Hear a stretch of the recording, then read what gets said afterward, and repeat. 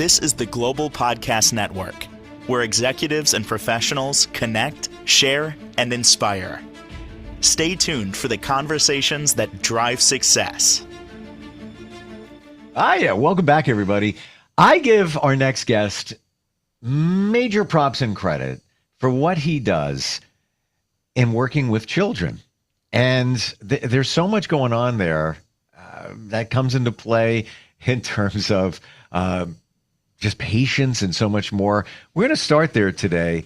If you're in a profession or organization and you're working with children, how do you get through that? This gentleman is a motivational speaker, but he's also a magician and predominantly works with children, does shows all the time, like all weekend long.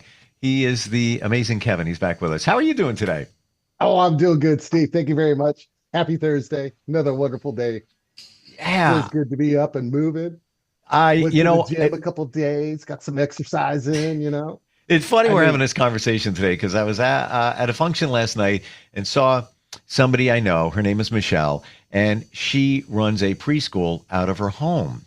And she's done it for years. I'm thinking like 15 years. And I said, hey, how's everything going? How's the kids, the preschool? She goes, no, I'm not doing it anymore. I'm like, what? She goes, I did it for a decade and a half. And she goes, I just couldn't, do it. I went back to teaching. She's now teaching high school students math. And she goes, it was great. It was wonderful. But, after a while, and these are little kids, and I give her credit too. She did it for a long time, but things change. What's your advice working with kids? I mean, you're doing a show for them. So now you're on. You got to make sure you deliver in terms of a magic show, but also you got to kind of click into their personalities to make that work as well. Yeah, that's a good one. So it's, if you don't have control of the crowd of the kids at the beginning, you're going to lose them. You're literally, they're going to start going everywhere and not paying attention to what you're doing. So you have to show you are the adult. You are the alpha.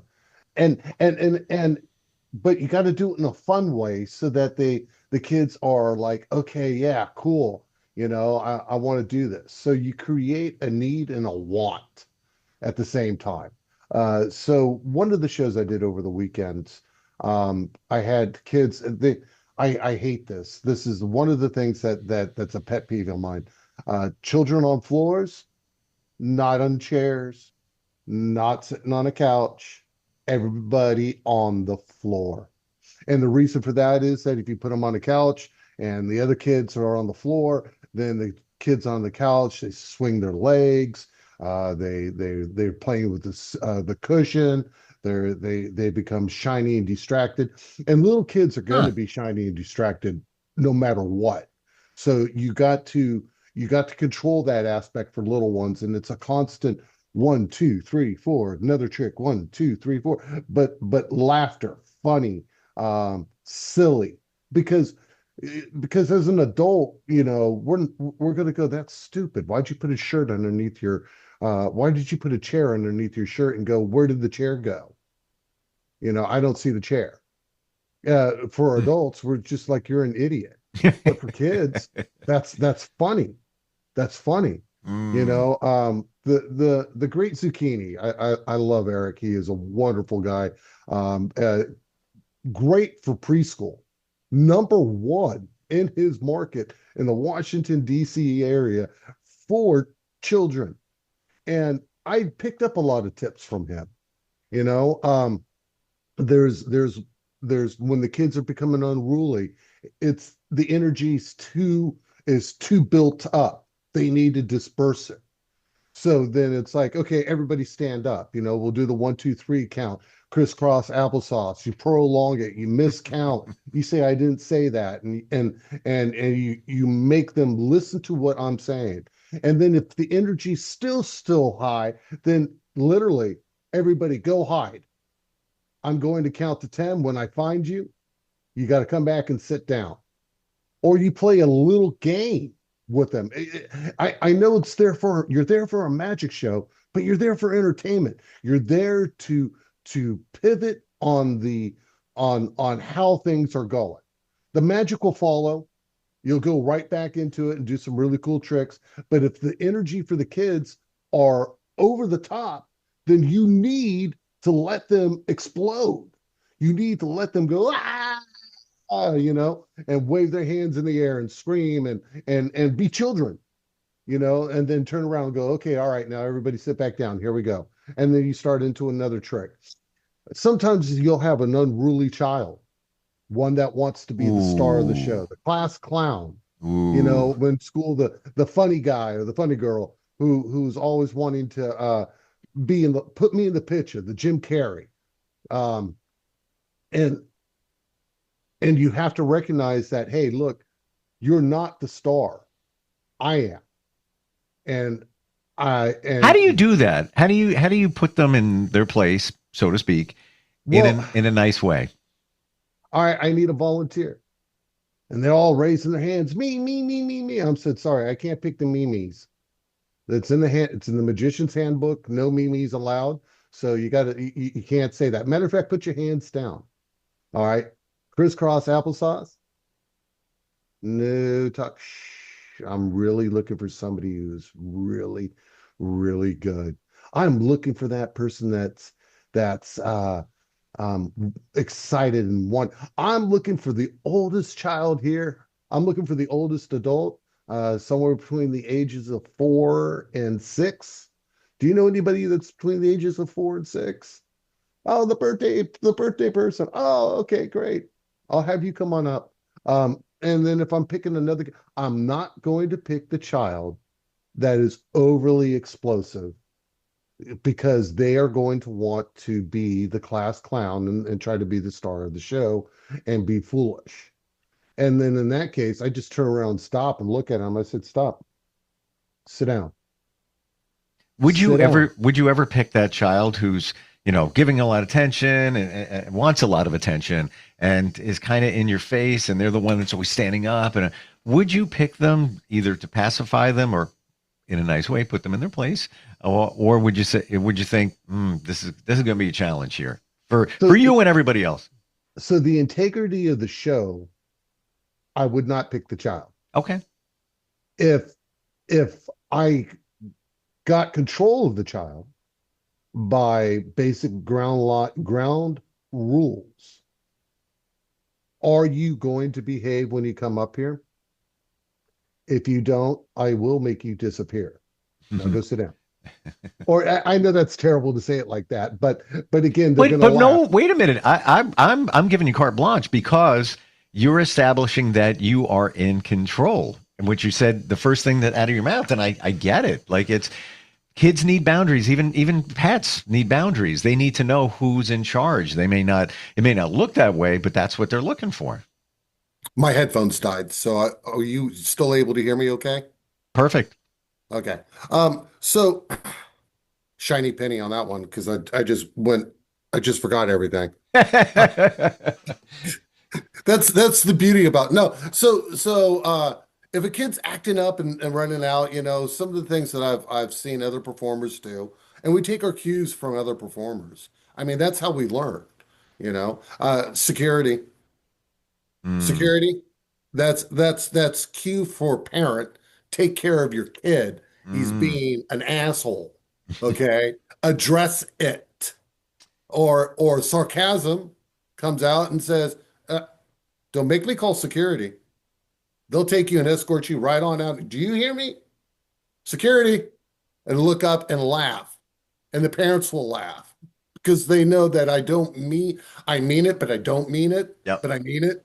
Okay. And it changes, If if I am intentionally agitating the children to get them worked up into a frenzy, and a parent comes in to correct the behavioral pattern of no, I have to tell the parent, hold on, I'm doing this deliberately. This is the response that I'm looking for. I am wanting this response. Please don't stop it. Let them be with that response for this show. Okay. because I need that energy to come out. And then the parents, they go sit back down, and those kids, it's great. You know how Fairfax County school system, out here, they do a simple, and then the kids reply back, and then they all shut up. It's an attention thing. So whatever the current school thing is doing, you kind of try to be in tune with that one as well. On the count of three, catch a bubble, and do these little things throughout. I was doing a show this weekend, and I had elevated kids on a couch, and some down low, and I'm just like, oh, this is just not a good way to go. But be the professional, suck it up, make it work. And I did. And I had all kids of all ages, from the ages of 3 all the way up to, I think, 8 in the show. So you have to have a mix match of magic to entertain the 3-year-olds and not bore the hell out of the 8-year-olds, because that's boring. And if you lose them, you're going to lose the whole thing. You just identified something here that I never even considered. Well, first of all, the parents should be aware of what's going on with their kids, number one. Number two, you doing a show for a wider age range, that's got to be a challenge. You got to you appeal to younger kids and not bore the older kids, and the other way around. Yes, and also hit the adults, because so a lot of shows that the new shows that you're going to get are at the event. If you market it yourself just right, you're going to get other bookings at that event. That's the goal. The goal is to do a show, book a show, and do it again.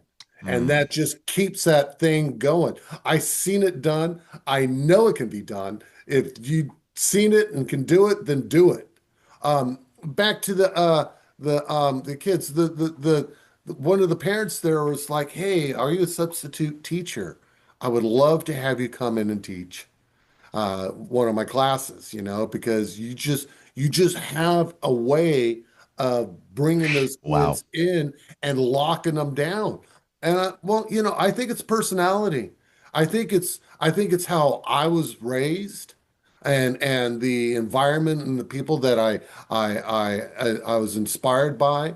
I had really good teachers when I was growing up, and they helped with creativity. But I also understood, what we weren't allowed to have and what we wanted to go do. So that made it. I become relatable.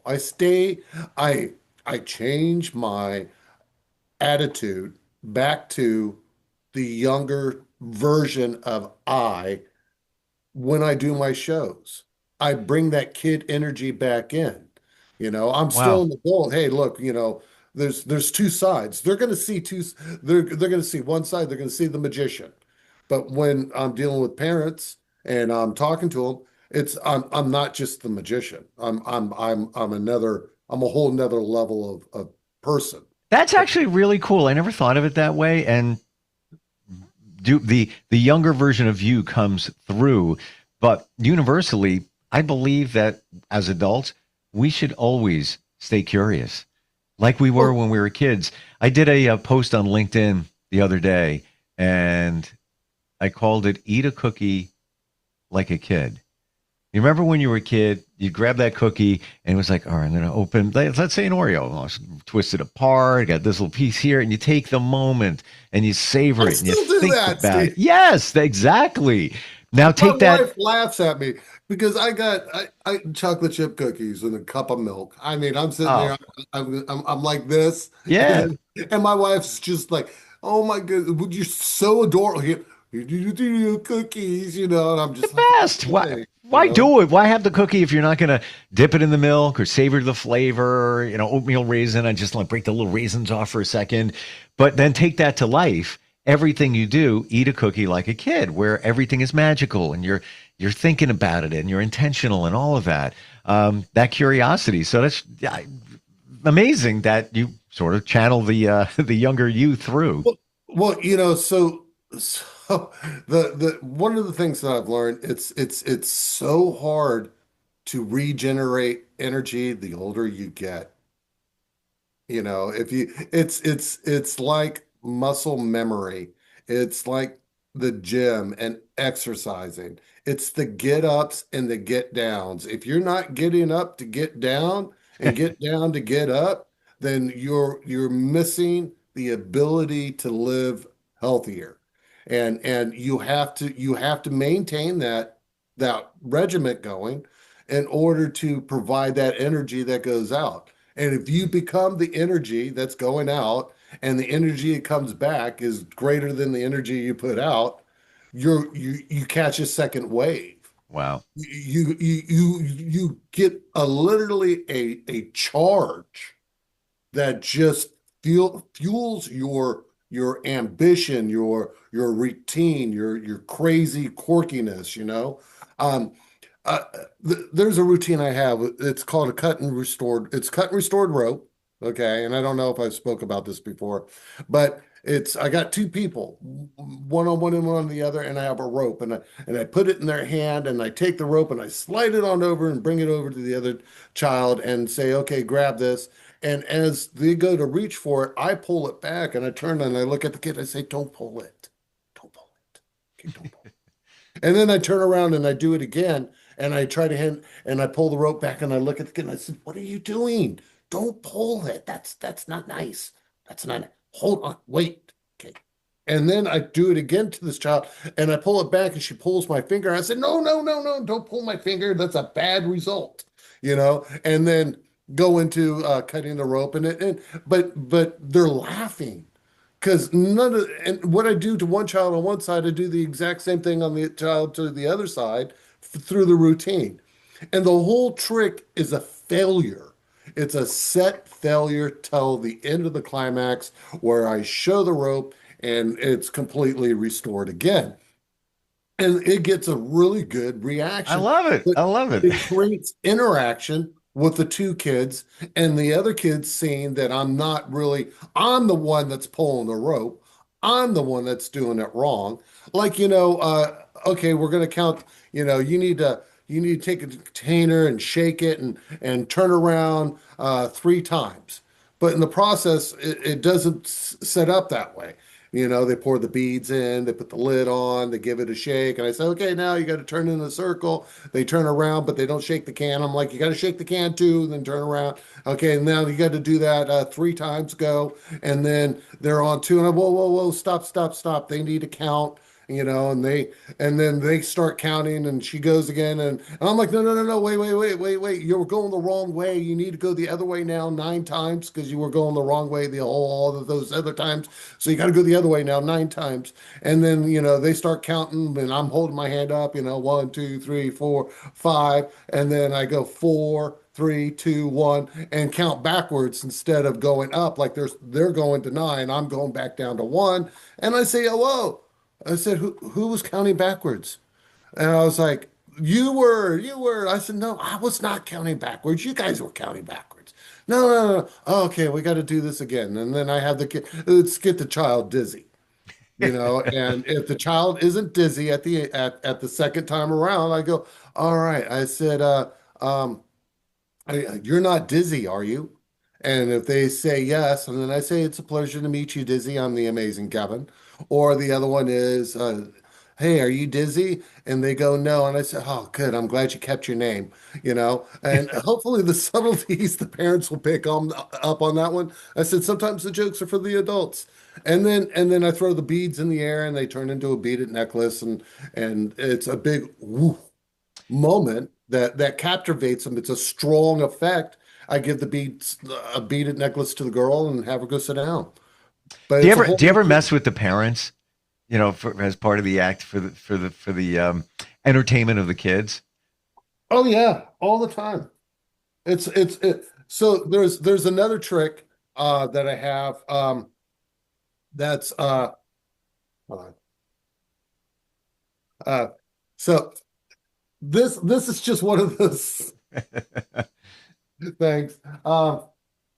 With the parents, so Frady Cat Rabbit is a black and white rabbit, black on one side, and then I just want to let you know that I'm on Facebook,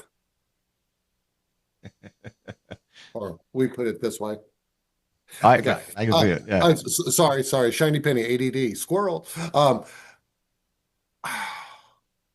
No, really, I just lost my thought. Where was I at, Steve? When you first started doing magic, professional shows and all of that, did you find a challenge in remembering all of this stuff, how to do a certain trick, things you wanted to say? Did that challenge you in the very beginning?